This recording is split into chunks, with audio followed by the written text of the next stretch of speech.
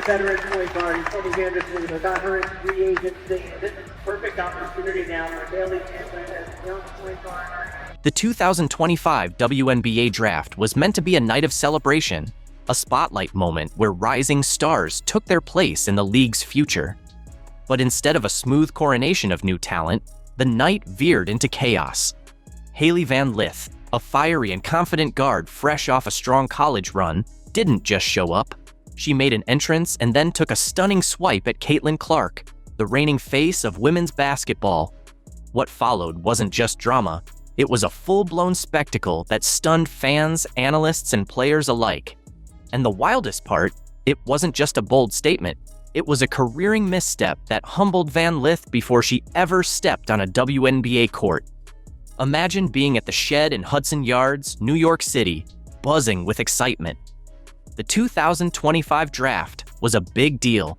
Riding the wave of a record-breaking year for the WNBA, Clark, the Indiana Fever superstar, had transformed the league in her rookie season, drawing massive crowds, spiking TV ratings, and landing lucrative broadcast deals. Her long-range shooting and playmaking had fans comparing her to NBA legends, and her impact was undeniable. The draft, featuring names like Paige Buchers and Van Lith, was poised to build on that momentum. But what happens next will leave you speechless. Van Lith, drafted 11th overall by the Chicago Sky, had a story that resonated with many. She'd fought her way through a nomadic college career, playing at Louisville, LSU, and TCU. Known for her grit and relentless energy, she was a player who thrived on proving doubters wrong. Her reunion with Angel Reese, her former LSU teammate, was a draft highlight, promising a dynamic duo in Chicago. But Van Lith wasn't content to just soak in the moment.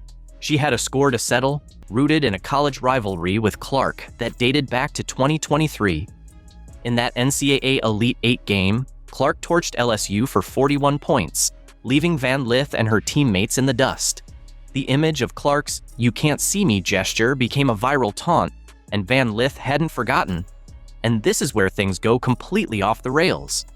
During a pre-draft segment, Van Lith was thrown a playful question: start, bench, or cut 3 WNBA stars, Diana Taurasi, Sabrina Ionescu, and Clark. It was meant to be a fun icebreaker, but Van Lith saw an opportunity. With cameras rolling and the crowd hanging on her every word, she chose to start Taurasi, bench Ionescu, and cut Clark. The arena fell silent for a split second before erupting in murmurs. Social media lit up like a wildfire. Fans couldn't believe she'd gone after the league's biggest star so brazenly. But here's what they're not telling you: Van Lith wasn't done yet. In her post-selection interview, Van Lith doubled down. She didn't mention Clark by name, but her words cut deep. She talked about grinding her way to the pros, implying some players had been handed fame on a silver platter. The jab was clear. Clark, the media darling, was her target. It was a bold move, one that screamed confidence but reeked of miscalculation. Van Lith thought she was crafting an underdog narrative, but she just poked the bear, and you'll never guess how it ends. The backlash was immediate and relentless, with fans tearing into Van Lith's comments as bitter and unnecessary. They flooded the internet with stats comparing her college career to Clark's. Van Lith's numbers were solid, nearly 20 points a game at Louisville, 18 at TCU. But Clark's were otherworldly. She'd rewritten the NCAA record books, becoming the all-time leading scorer while leading Iowa to back-to-back national championship games. Her stat lines looked like they belonged in a video game, and her impact went beyond the court, selling out arenas and boosting the WNBA's profile. And just when you thought it couldn't get worse, the WNBA community piled on. ESPN analysts were floored. One called Van Lith's comments envy dressed up as confidence. Another pointed out the irony. Clark's rise had made the 2025 draft the second most watched in WNBA history. With 1.25 million viewers tuning in, by shading the player who'd put the league on the map, Van Lith wasn't just starting a rivalry, she was alienating the very fans and players she'd need to succeed. Even current WNBA stars took notice, with some quietly unfollowing Van Lith on social media. The message was clear: you don't come for the queen unless you're ready to back it up. But what happens next is truly insane. The real gut punch came from Clark herself, though not in the way you'd expect. While Van Lith's words were dissected online, Clark stayed silent. No tweets, no interviews, no petty clapbacks. Instead, she let a single moment speak for her. A cold, knowing smile caught on camera as Van Lith threw her shade.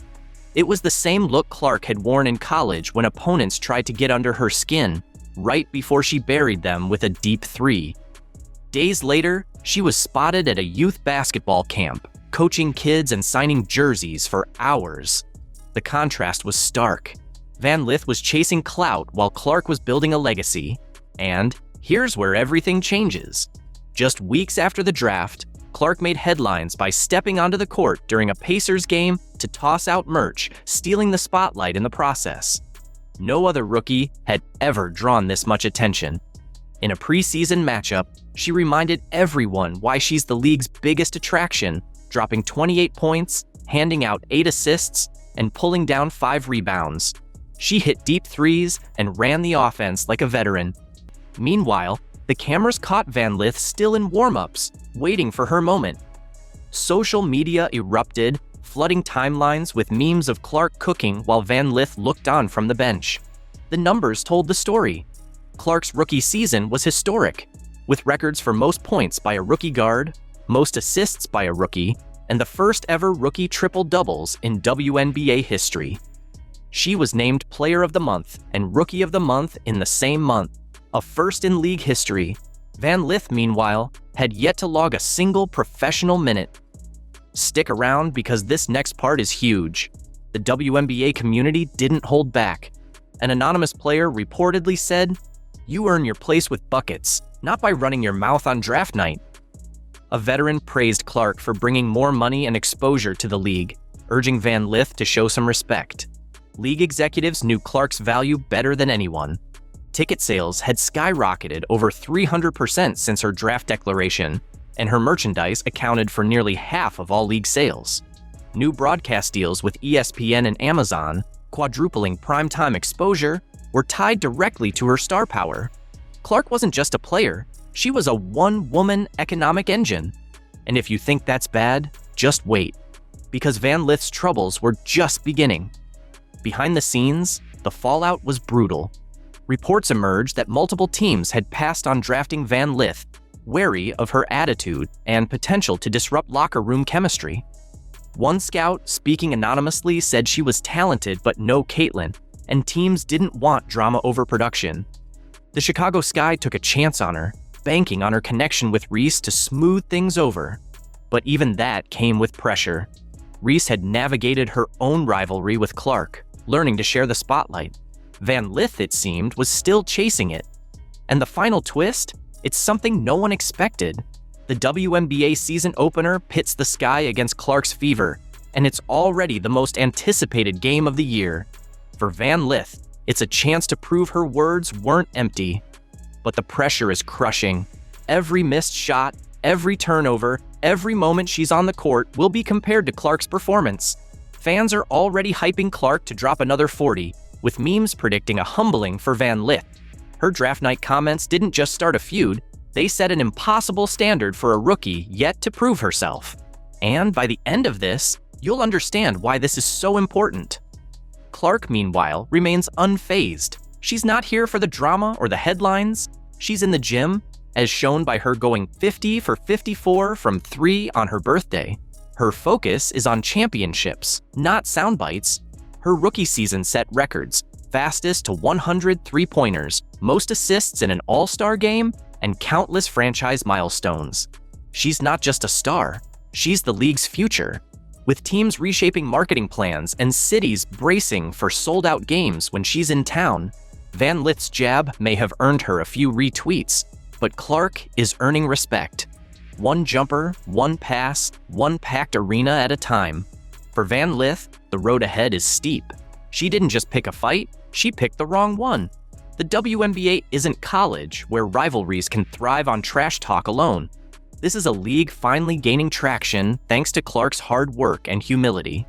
By trying to tear her down, Van Lith misread the room and painted herself as the antagonist, before earning the right to be a rival. Every game she plays will be a referendum on her draft night words, with fans and analysts ready to pounce on every misstep. You'll want to see this through to the end. Trust me. As the dust settles, one thing is clear. Caitlin Clark doesn't need to respond with words. Her game speaks louder than any interview could. Van Lith, on the other hand, has a lot to prove. When the Sky and Fever face off in May, the scoreboard will tell the real story. And that's where everything clicked into place. Because in the WNBA, talk is cheap, and Clark is already cashing checks with every bucket. Is the Van Lith Angel Reese matchup a threat to Caitlin Clark's Indiana Fever? Let us know what you think in the comments section below. We got Caitlin, we got Paige, we got Juju. Who do you think will shine the brightest? Well, that's exactly why I'm not picking Caitlin Clark. Matt, that girl Juju, she is the real deal. Juju Watkins ain't the same as Caitlin Clark. Playing in Los Angeles at USC is not the same as playing at Iowa. Well, Caitlin Clark was in Iowa, in the middle of nowhere. So she built a huge following right there in the state of Iowa, her home state. The mainstream sports media tried to whip up a rivalry, but the numbers tell a whole different story. Caitlin Clark isn't just outplaying Juju Watkins, she's dominating on a whole other level. It's like they're not even in the same universe. The stats don't lie, and Clark is lighting it up like no one else in the game. This isn't just competition, it's a one-woman show. ESPN exposed again. Ratings down 22%, attendance down 30%. No Caitlin Clark effect, no dice. And Juju is a bigger baller than Caitlin Clark. They will regret that they took Caitlin Clark #1. It's not racism that's keeping everybody in Los Angeles away from Juju Watkins basketball games. You have to dominate at home. Caitlin is a supernova, and Juju probably is a better player. Support Juju the way y'all supported Caitlin Clark. If you don't, you're racist. It's not fair. While Caitlin Clark is shattering attendance records and drawing millions of eyes every time she steps onto the court, Juju Watkins is still fighting to capture that same kind of attention. The gap between the two isn't just wide, it's astronomical. Clark isn't just another player, she's a magnet for fans, a phenomenon that has taken the sports world by storm. Every game feels like an event, with crowds packed to the rafters and TV ratings hitting new heights every time she plays. Meanwhile, Watkins, though undeniably talented, still finds herself struggling to ignite that same kind of buzz. It's not for lack of skill, but rather the sheer gravitational pull Clark has on the basketball world. The level of excitement Clark generates is almost otherworldly, while Watkins is still building her momentum. The difference isn't just about stats or plays, it's the force with which Clark has taken over the spotlight. She's rewriting what it means to be a star in this sport, and the gap between her and Watkins is so massive, it's hard to even comprehend. This isn't just a rivalry, it's a showcase of dominance that's truly out of this world. Needle mover in women's basketball, college or pro, is Caitlin Clark. Despite the constant barrage of media hype pushing the narrative that Watkins is the next big sensation, there are some glaring contradictions that can't be ignored. If she truly is the future of the sport, then why is it that her games are still consistently half empty? Why is it that television ratings plummet dramatically whenever Clark is not on the court? These are not small, insignificant details. They are clear signs that demand an explanation. The truth about the situation is practically screaming at us. And it is evident in the vast emptiness of those stands and the sharp decline in viewer interest. It's a stark contrast to the glorified image the media keeps presenting. Yo, man, we should be talking about her the way we talked about Caitlin Clark last year. Juju gets covered all the time. I cover Juju. I talk about Juju. It's great for the game. The idea that Juju and Paige have not been covered is just false. Let's be blunt about this. Juju Watkins is not Caitlin Clark. Not now, not ever. And the numbers make that abundantly clear. There's no need to sugarcoat the reality. Watkins simply doesn't measure up to Clark's level of impact, both on and off the court.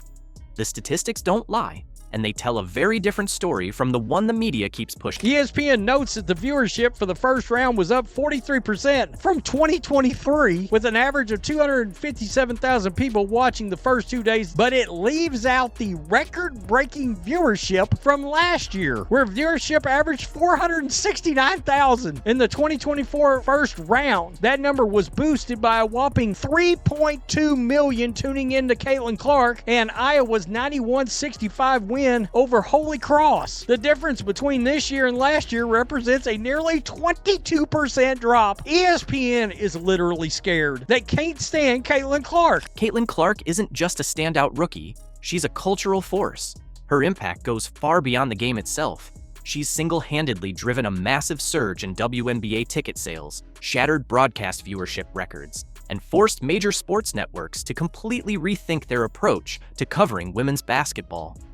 Clark has redefined what it means to be a star in this sport, and her influence is felt across the entire landscape of women's athletics. Caitlin Clark is the GOAT! She signed my jersey! So happy, I'm crying. I'm so happy. This is the best day ever. Caitlin Clark effect seems to be crazier than year one. I love watching her score and just everything about her. They went the extra mile just to watch her play here. This is great news for women's basketball, period. She just brings so much passion to the game, and look at all these people that just want to come and see her. On the other hand, Watkins' momentum feels almost entirely manufactured by the media. The hype around her is being built in press rooms, not fueled by genuine fan enthusiasm or solid numbers. Just take a look at the attendance. Caitlin Clark's games are selling out, with fans crowding every inch of the arena. Scalpers are asking thousands for her tickets, a phenomenon we've never seen before in women's basketball. That kind of demand speaks volumes, and it highlights just how starkly different the realities are between these two players. Women's March Madness attendance drops 30%. Attendance for the opening rounds of the Women's March Madness dropped from record numbers seen the previous 2 years, when Caitlin Clark spiked interest in the tournament while leading Iowa to consecutive Final Fours. What the hell happened to 2024? Where's those numbers? Why are you not talking about it? We know why, because they don't want to come out and just admit the ratings are real down without Caitlin Clark. Now, compare that to Watkins' games. Rows of empty seats, a noticeable lack of energy. There's a clear disconnect between the hype and the actual reality. Caitlin Clark's WNBA debut, on the other hand, drew over 17,000 fans, setting a new franchise record for the Indiana Fever, and that was just for a regular season game. Even her preseason appearances far exceeded expectations, with crowds turning out in impressive numbers. The stark difference in fan engagement tells the whole story. If I was the WNBA, I would have considered a separate television package to a network on just Caitlin Clark games. I would have had two packages, the WNBA package, and then a separate, let's say, 15 to 18 game Caitlin Clark package. Where's that same level of excitement for Juju Watkins? It's nowhere to be found. Her games simply don't stir up the same kind of buzz or enthusiasm. The energy just isn't there, and it's hard to ignore that stark contrast. And Juju is a bigger baller than Caitlin Clark. I said it. I said it. Yeah. I said it. And it has nothing to do with black and the white. The statistics say what everybody needs to be knowing. Juju is a better athlete than Caitlin Clark. Show us the stats that you're referencing. I mean, come on. Let's switch focus to television viewership. Caitlin Clark's NCAA championship game drew an astounding 18.7 million viewers, setting a new record as the most watched women's basketball game in history. The numbers speak for themselves. Clark has captured the attention of millions, far surpassing anything seen before in the sport. Whether you like the Indiana Fever or not, whether you like Caitlin Clark or not, it has gotten to the point where we can no longer deny the fact that they are the biggest draw in the WNBA, and they proved that all of last season. She regularly outperforms NBA games in viewership, which is almost unheard of. Caitlin Clark has truly transcended the sport. She's not just a basketball player anymore. She's become a mainstream celebrity and a sports icon, captivating audiences far beyond the basketball world. The league wasn't ready for her last year. They just weren't prepared. Yeah. She was prepared. She's had a full offseason now to rest. No. She's going to be great. Yeah. The league just didn't know what to do. And Juju? She's not even in the same conversation. Her games haven't attracted record-breaking viewership or sparked national discussions. There's no viral buzz, no mainstream crossover, and no significant pull beyond the usual circles. The difference in impact is undeniable. Sold out games after game after game. She had a connection with those people that was special. She carried that connection and that fan base to the WNBA. She dominated. Oh, she's being denied something. That y'all better treat her like Caitlin Clark. So how can we treat her like Caitlin Clark? She's in a different body of water. Stephen A. Smith and Shannon Sharp both played the card of, we should be talking about Juju Watkins the same way we talked about Caitlin Clark. The media's effort to place Watkins in the same league as Clark is glaringly transparent, and honestly, it feels desperate. If Watkins were truly on Clark's level, we wouldn't need this constant push to market her. The numbers would speak for themselves, but they don't, and that says it all. They're trying to create a rivalry where none exists. The comparison crumbles as soon as you examine the data.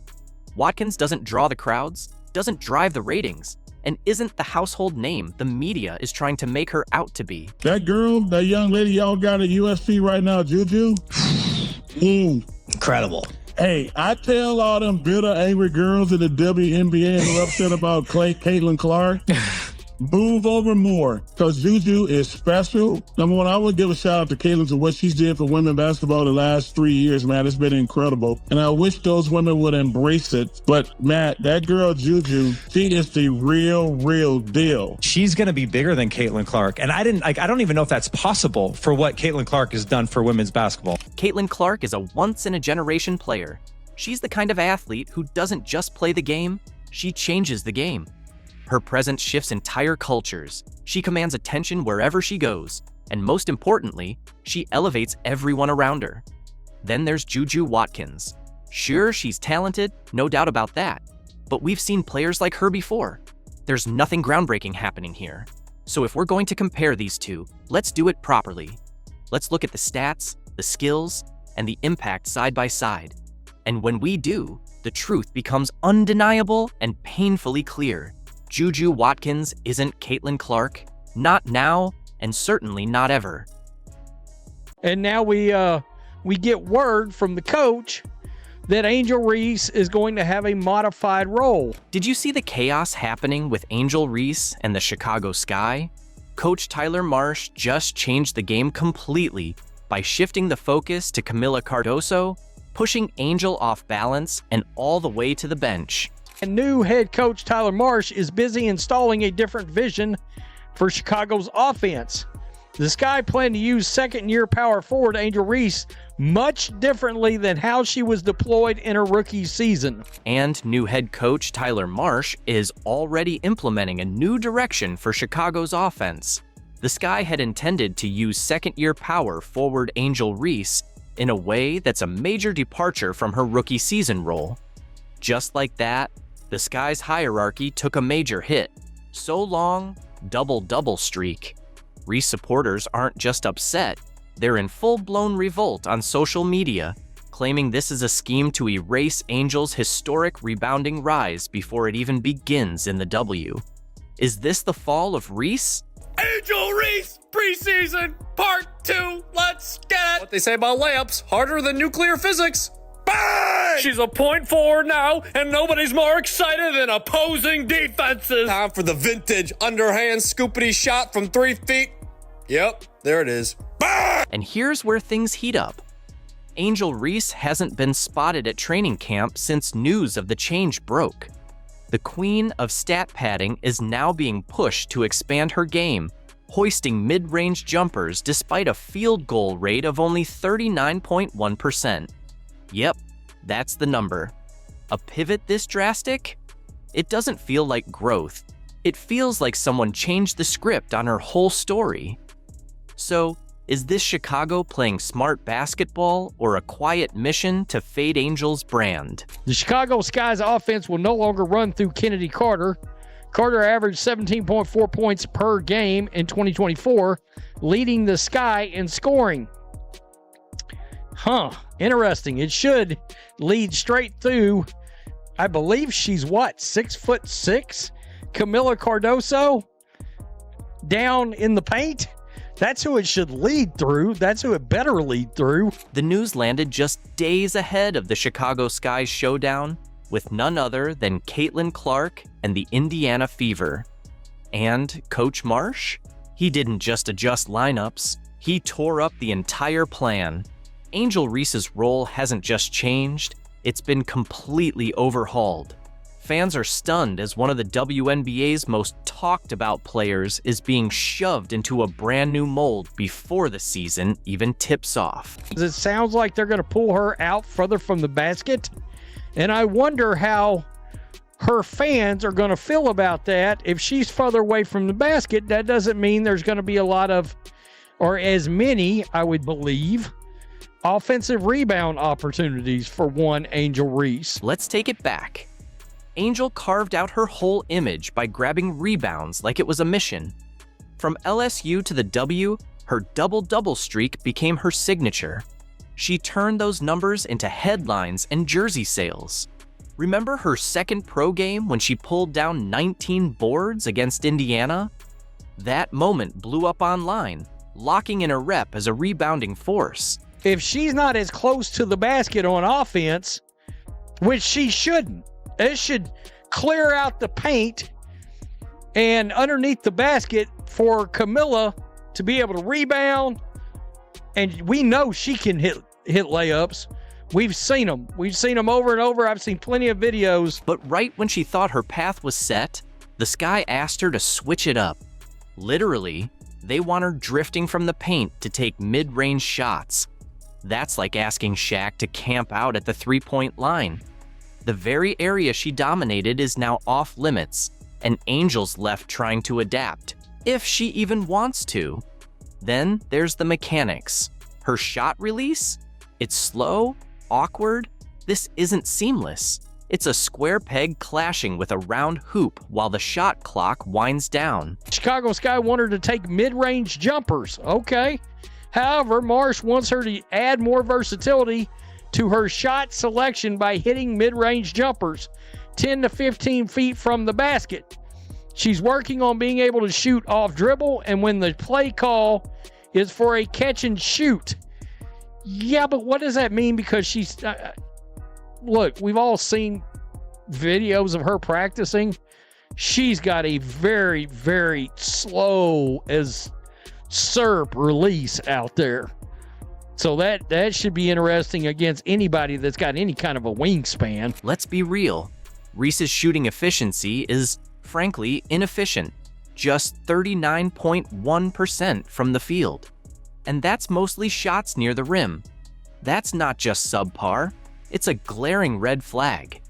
Instead of refining what she does best, the coaching staff wants her to build a brand new skill set. Meanwhile, here's the kicker. As Reese is pushed out of the paint, Cardoso is being given full control of it. And they want her to shoot more mid-range. This should be very, very interesting. And now, they want her taking more mid-range shots. This is about to get very, very interesting. Yep, Camila Cardoso, the Brazilian phenom, has taken over Angel's old spot under the rim. The very role that launched Angel's brand and built her social clout now belongs to someone else. And the optics, not great. Camilla's rise feels almost too well timed, like a polished PR move wrapped up with a marketing ribbon. And I think Angel's really good. I think she's really good. And I just think the team would be better if, you know, they anchored their defense around the elite defensive player and kind of ran their offense, maybe not through Camilla because she's not going to pass it, but run their offense to the elite finisher. Angel's no-show at training camp says a lot. Most pros view a new role as a chance to evolve, to grow their skill set. But Angel's response feels more like rejection. She's gone quiet, missing, brooding, maybe even plotting. Whatever it is, the message she's putting out doesn't scream teamwork or flexibility. Per Julie Poe of the Chicago Sun-Times, Reese has yet to post up at training camp as she learns the new role for the offense. Oh, this should be very interesting. Quote, for Reese, that means adapting to a modified role that will tap into her full potential as a stretch 4. Let's be brutally real. This isn't Angel letting go of her strengths. It's her resisting growth. In today's league, having a dependable shot is the bare minimum, but she's holding firm. The Sky aren't targeting her. They're evolving with the game. A forward can't just crash the boards anymore. You've got to space the floor, generate offense, and keep the ball moving. Right now, Angel's game is stuck on loop. Rebound, put back, repeat. And when that formula's disrupted, she falters. At the McDonald's, sponsoring the first ever fry cook in the WNBA. Bag work is off the dollar menu, man. What is this junk?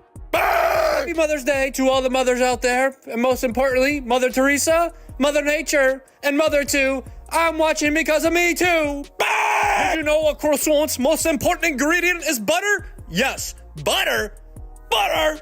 Butter pecan. The real conversation we need to be having isn't whether the coach made a bad call. That's the surface level debate, the kind that gets clicks and headlines. But dig deeper, and you'll see the real issue isn't about a single decision. It's about development. It's about potential.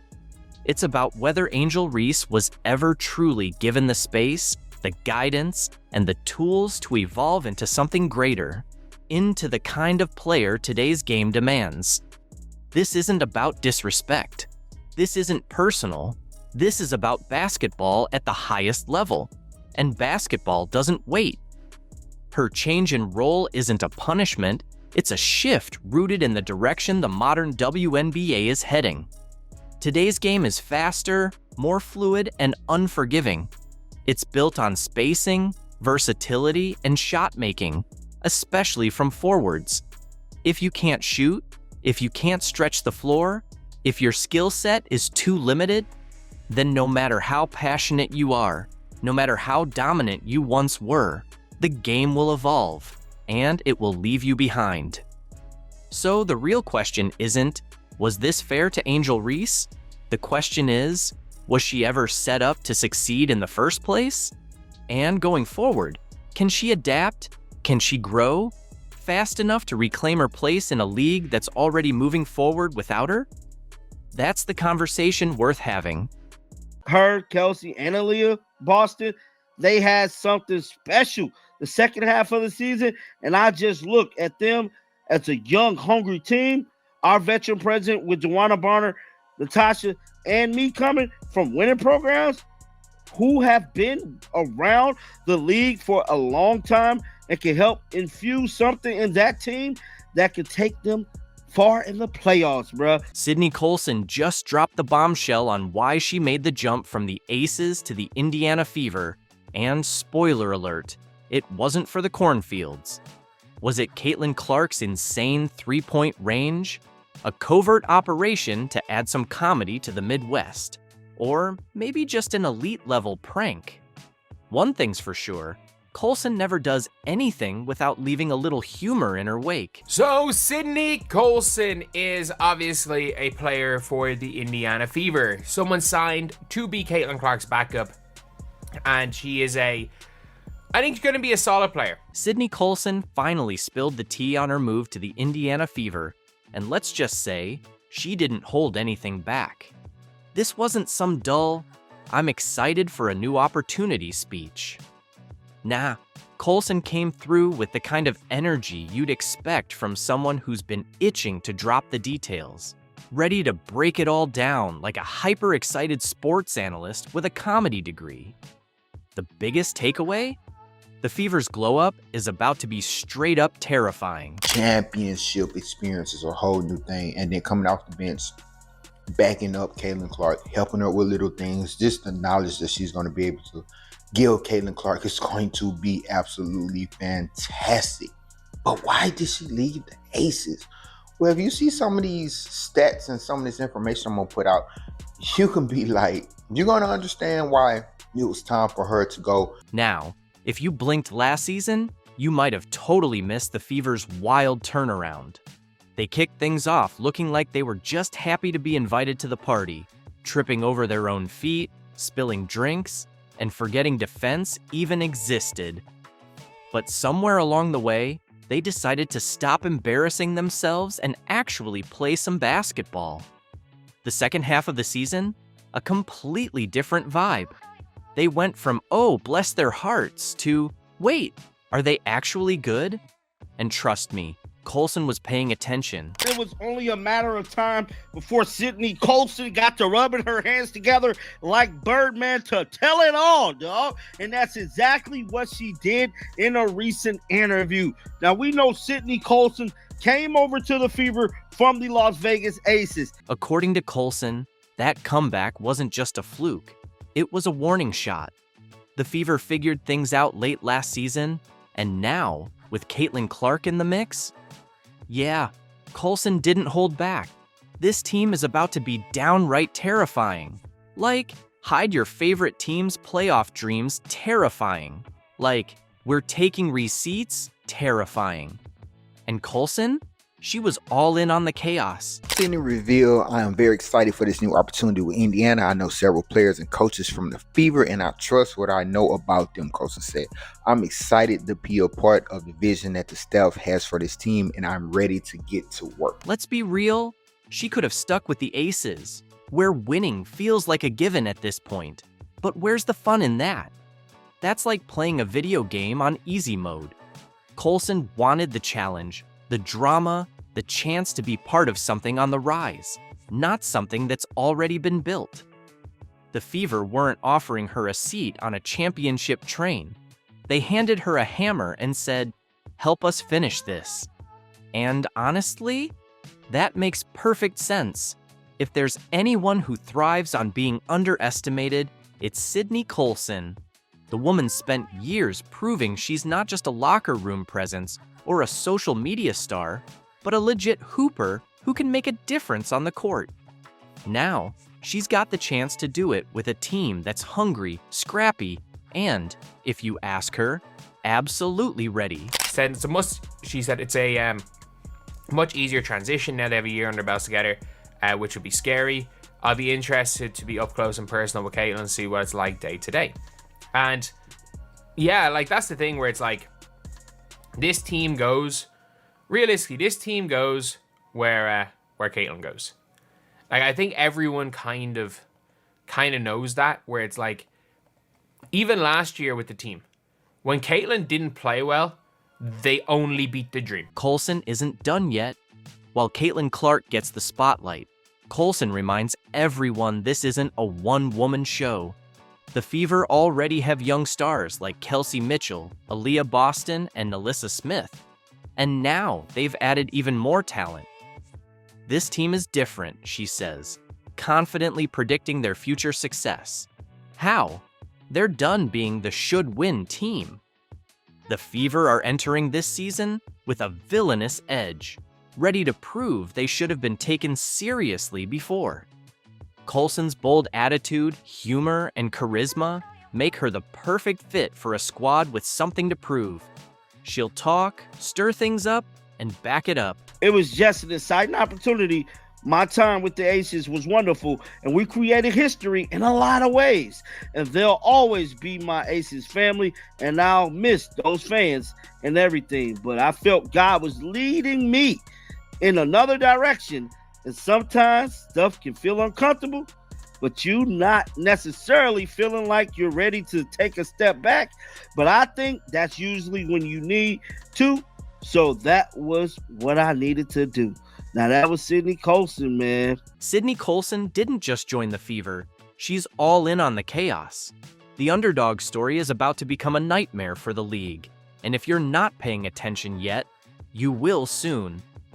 Colson keeps cranking it up, talking smack and backing it up. This time, she's got a lot to say about Caitlin Clark, the Fever's veteran moves, and how they're setting Clark up to become a league-wide nightmare. They went up and snatched Sid Colson from the Aces. She is 100% vibes. She is 100% going to be a backup for Caitlin. It's going to be fantastic. Backup for Kelsey. Like, she is a great addition to this backcourt. She has senior leadership. She has championship experience. She is the most fun ever. Caitlin Clark enters the WNBA with huge expectations, but Colson isn't worried.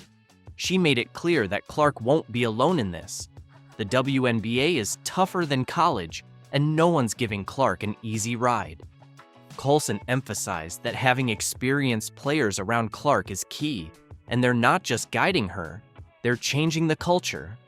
While the Fever showed promise last season, this year, with veteran leadership, they're ready to win and push the young players beyond just improvement. Hopefully y'all remember how fantastic Sydney Colson was in the 2023 WNBA Finals. That's what Sydney Colson can offer. Yes, Sydney Colson did not play a lot of minutes with the Aces, but she could have. The thing that I love about Sydney Colson is that she's all fun and games. She's all silly. She's all enjoying her time. She's a boatload of fun. That is the life of the party right there. But when it comes to playing, when it comes to locking in and getting all set for the game, Sydney Colson's all business. Yeah, she could be silly and whatnot, but when she step on that court, she's business, right? Inside those lines, she is all about her goal, which her goal is to play some really good defense and take care of the ball. And that's what she does. And that's exactly why the Indiana Fever has signed Sydney Colson. Because yes, she is a great locker room fit, but also when you talk about someone who can play defense, that's something that the Indiana... Caitlin Clark will be great, but she'll be even better with her squad, including Colson, who doesn't downplay her own greatness. Colson's part of a Fever team stacking weapons and building confidence, ready to make noise in the WNBA. Aces fans, however, weren't happy when Colson signed with the Fever. Aces Twitter exploded with words like betrayal as the Fever kept adding talent, turning a rebuild into a full-on takeover mission.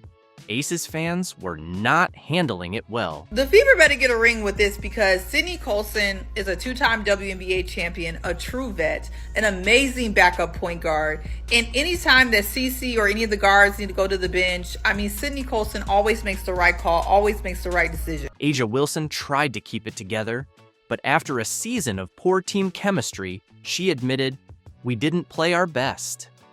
The real shock came when she said, "We had some things going on," hinting at locker room issues. With Colson leaving soon after, fans quickly connected the dots, and the drama unfolded. Was Colson the problem, or did she just leave at the right time? Theories are flying. Some say the Aces were already falling apart, and Colson made her exit perfectly. Others believe she was the glue holding the team together. Either way, the Aces were spiraling, and Vegas fans weren't happy. Meanwhile, Fever fans were watching, and Colson? She was in Indiana, likely enjoying the chaos, knowing she always lands on her feet. Look, SVP, reality is coming. Okay. There's levels to this thing, and that's just life. We all went through it. Reality's coming, Diana Taurasi told Caitlin Clark before her WNBA debut. But what happened next? The rookie didn't just survive, she flipped the script. Taurasi tried to put her in her place, but Clark responded by breaking records and changing the league. That's not just answering back, it's rewriting history. Well, I cannot believe we are fixing to have a talk about this particular player in the WNBA because I thought she was supposed to be gone. Taurasi's tone has shifted, and what she's saying about Clark now? Unbelievable. Remember when Diana said Caitlin wasn't ready for the big leagues? That statement set the basketball world on fire. In a recent interview, Taurasi's words, they've completely changed. You look superhuman playing against 18-year-olds, but you're going to come with some grown women that have been playing professional basketball for a long time. But there is going to be a transition period where you're going to have to give yourself some grace as a rookie. And, it might take a little bit longer for some people. Just like that, it was set. A showdown between the old guard and the new wave of women's basketball. Taurasi's words weren't just casual chatter, they sparked a fire. Within hours, social media was divided, with WNBA legend fans facing off against the college phenom's supporters. You could feel the battle lines being drawn. We know what she said. We all remember it. There's going to be a transition period. There's going to be a reality check. Yada, yada, yada. All right? Caitlin Clark ultimately got the last laugh over Taurasi. The 23-year-old still made sure to pay respects to one of the league's most decorated players. What's wild is how fast people picked sides. Some fans backed Taurasi, citing her decades of experience and championships. She's just speaking facts, they said. But Clark's supporters saw something else. Jealousy? Fear of being replaced? The debate exploded on every sports talk show and Twitter thread. And we know how Taurasi came back, tried to back off her comments after she got the handed to her by Caitlin Clark on multiple occasions. Veterans questioning rookies isn't new, but Taurasi's public comments hit differently. They added to a growing wave of doubt about Clark's WNBA transition. Analysts voiced skepticism. She won't get those shots against pros. The physicality will be too much. These narratives piled on, creating huge pressure before Clark even played her first game. Really, Taurasi said some glowing things about Clark after the game. Why did that matter? Because she made the whole reality is coming comments, and she was also and is also maybe the, biggest figure in the history of the sport, certainly in that conversation, right? And when she said the reality is coming thing, that kind of became the mantra to Clark's rookie season. But have you seen how Clark responded?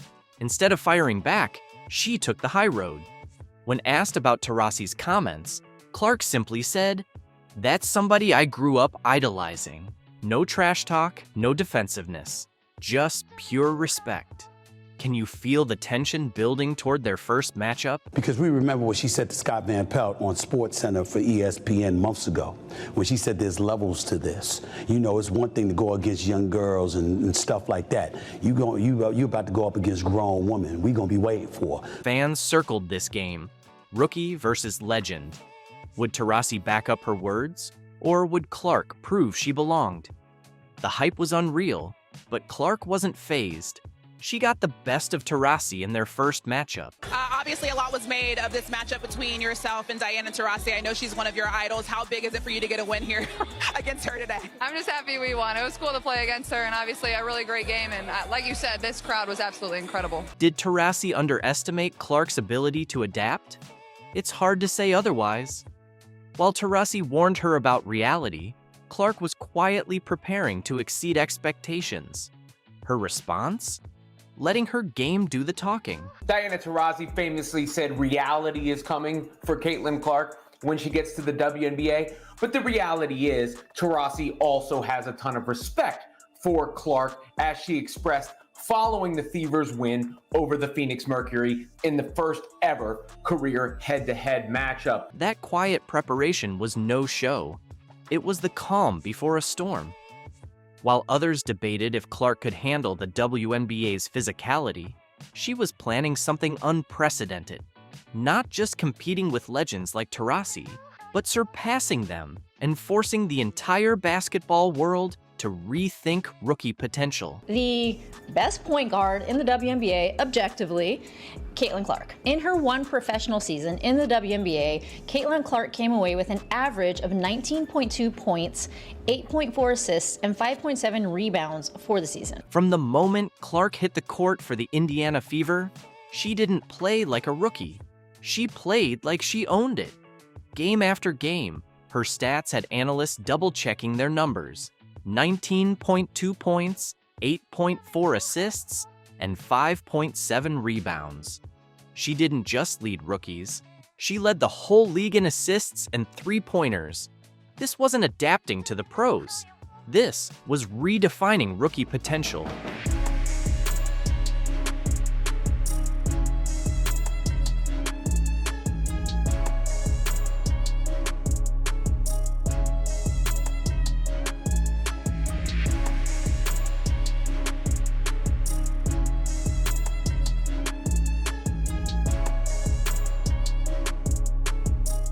All of this happened under a microscope. Every move, every shot picked apart in real time on social media. The pressure would have crushed most, but Clark thrived on it. She used those doubts as fuel, especially when facing the team of her biggest critic. By the way, Caitlin Clark has made some remarks about Diana Taurasi, and it seems the one player she had the most fun taking to the woodshed, and who could blame her after there's going to be a reality check. Yeah, you're right. You got swept by the rookie, destroyed, obliterated. Caitlin Clark made some comments, and she has come out and said, basically, crushing Diana Taurasi was her favorite part of last year. When Clark faced the Phoenix Mercury, she didn't just compete, she dominated. In one game, she dropped 29 points, 10 assists, and 5 rebounds, leading her team to victory. And it wasn't a fluke. The Fever swept the Mercury in their regular season matchups. The rookie, who was supposed to struggle against veterans, was now beating them consistently. She got a dose of her own medicine real fast, did she not? Talked all that trash, all of that trash. That didn't work out very well for you at all. Clark wasn't done making statements. In a poetic twist, she broke Taurasi's three-point record, hitting her 122nd to pass the legend who doubted her.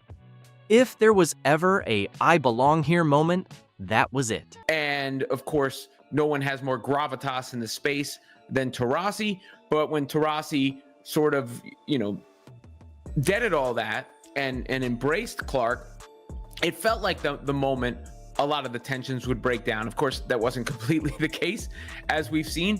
But in that moment, it did feel like, all right, you've made it. You've earned it, right? Like, you've shown it. There's no fronting on your game. What's most impressive? Clark didn't just shine individually. She transformed the Indiana Fever. A team that had been irrelevant for years made their first playoff appearance since 2016, all with Clark leading the way. She didn't just join a team, she revitalized it, bringing fans back like never before. A lot of people say that Caitlin Clark moves the needle. That is wrong. She is the needle. She dictates. We all know what she's done on the floor. It's history, right? But off the floor, my goodness. Clark's impact went beyond her team. For the first time, the WNBA outdrew the NHL in average live viewers during the regular season. The league Taurasi helped build for years was now booming, thanks to the rookie she had once doubted. And it's very interesting that all of a sudden a player that was supposed to, Diana Taurasi is supposed to retire, right? The old dinosaur is supposed to retire. Well, now you have outlets talking about landing spots for Diana Taurasi. Wait, come again? The moment everything changed? When Taurasi put her arm around Clark. That wasn't just a gesture. It marked the start of a surprising shift. After weeks of domination, Taurasi's dismissive attitude gave way to respect. Caitlin Clark being embraced by Diana Taurasi after the Fever beat the Mercury in that game and they played each other was one of the coolest moments of the WNBA season. You could almost see Taurasi's internal struggle. After 2 decades of dominance, she watched a rookie take the league to new heights. How do you process that? The answer came in a moment no one saw coming. It's kind of like when you go from kindergarten to first grade, there's a learning adjustment. When you go from high school to college, there's a learning adjustment. I don't think I said anything that wasn't factually correct, and like anything, greatness is going to translate, and she's proven that in every level, and I don't see it being any different in the WNBA. What Caitlin has done in her short career is nothing short of remarkable. Those words, from Diana Taurasi herself, the same player who'd warned Clark about the harsh reality of the pros. Talk about a 180. The basketball world did a double take. Was this the same Taurasi who'd been dismissive months ago? This wasn't just acknowledgement, it was a full endorsement that shook the league. It's one. A lot more to come. Shout out our fans. Absolutely incredible. Thank you guys for showing up, showing love to all my teammates. We appreciate you. More to come. The Chicago Sky just got a harsh reminder. Don't keep Caitlin Clark off the court for 7 months. After her longest stretch away from competitive basketball, Clark delivered a record-breaking triple-double never before seen in a WNBA season opener, powering the Fever to a dominant 35-point win. They're going to make this rivalry come back, this manufactured rivalry, which, by the way, you guys, the Indiana Fever beat the Sky by nearly 40 points. They won 93-58. The Sky's issue was clear. They had no response to Clark's brilliance, Boston's control in the paint, or the Fever's relentless defense that limited the Sky to a dreadful 29% shooting. Angel Reese may have pulled down 17 rebounds, but both she and her squad delivered a complete flop from beginning to end. The Fever didn't just win, they made a statement as rising contenders. We'll break down how Caitlin Clark and the Indiana Fever humbled Angel Reese and the Chicago Sky on opening night. The regular season is here, and we have no more time for flirting, folks. We have no more time. It's time to get serious about our business. And Caitlin Clark handled her business game 1. 20, 10, and 10. 20, 10, and 10. Caitlin Clark and the Indiana Fever, what did the kids say? Belt to ass. Oh yeah. La cucaracha, la cucaracha. Indiana Fever destroy, obliterate, run out of the gym the Chicago Sky. 93-58. 7 months? That's how long Caitlin Clark had to wait. 7 months since she last played a professional basketball game. 7 months of listening to doubters wonder if she could level up after a stellar rookie campaign. 7 months of Angel Reese talking nonstop to anyone willing to hear her. It feels like it's gone by fast, yeah.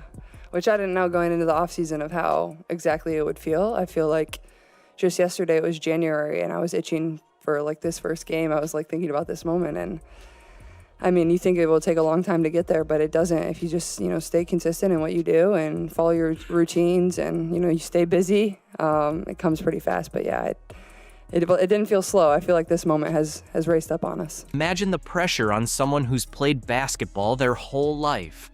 The offseason stretched endlessly as doubts piled up around Clark's game. Could she handle the physical play? Would she reduce her turnovers?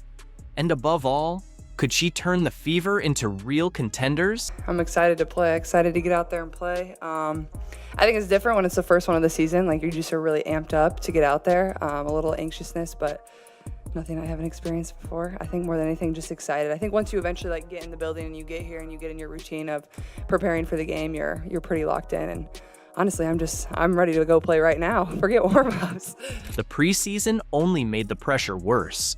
Clark gave glimpses of her talent, but also faced leg problems that kept her out at times. Critics were watching closely, ready to attack if she stumbled in her season opener. And who was lined up for that first game? Angel Reese and the Chicago Sky. But let's be honest, only Reese and the media act like this is a rivalry.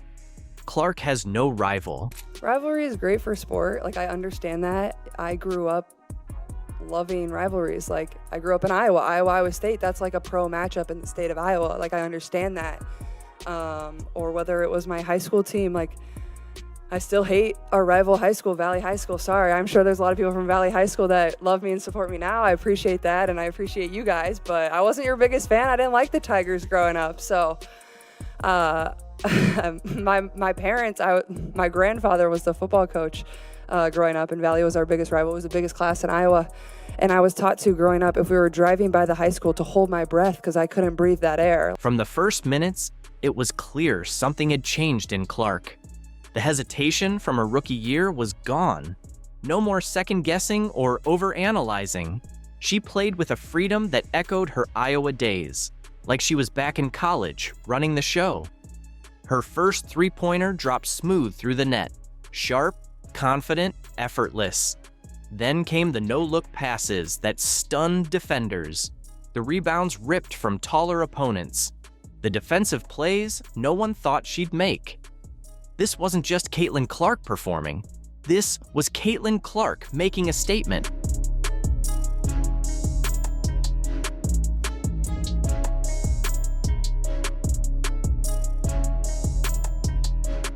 By halftime, the Fever were up by 19 points. Clark was already on the verge of making history. 7 points, 6 rebounds, and 7 assists in just one half. What began as a hyped-up showdown had become a performance that silenced every doubt about Clark's impact at the pro level. The second half wasn't about the outcome.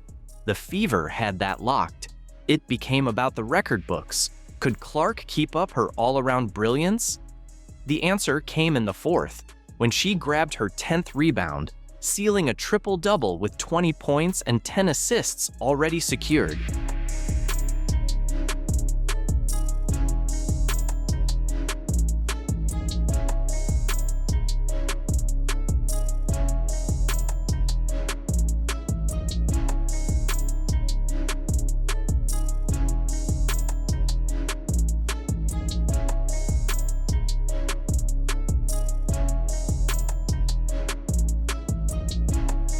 No one in WNBA history had ever logged a triple-double in a season opener. Not Diana Taurasi, not Candace Parker, not Sue Bird. Caitlin Clark pulled off what none of them had, and she did it in the very first game of her second year. As Clark ran the offense with sharp passes and clutch buckets, the message couldn't be clearer. The 7-month layoff didn't slow her down. It fueled her fire. She wasn't just back, she was better. And for Angel Reese and the Chicago Sky, that meant total collapse. More than anything, like as a player, you approach the game the same every single time, or you should. That's how you should approach every single game. You prepare the same way, you come ready to play, whether it's the team that's last in the league or the team that's first in the league, it doesn't matter. I think for the fans, it's great, they love it, and I mean, Chicago is the closest team to us. You know, we bus there usually, so I get it geographically. But I think for our team and our group, it's, you know, we prepare the same way every single game. But I expect today to be an awesome game. Here's where everyone missed the mark. While most expected Caitlin Clark to rack up points, no one predicted the Fever would become a defensive force overnight. Chicago's players came in thinking they were geared up for a shootout.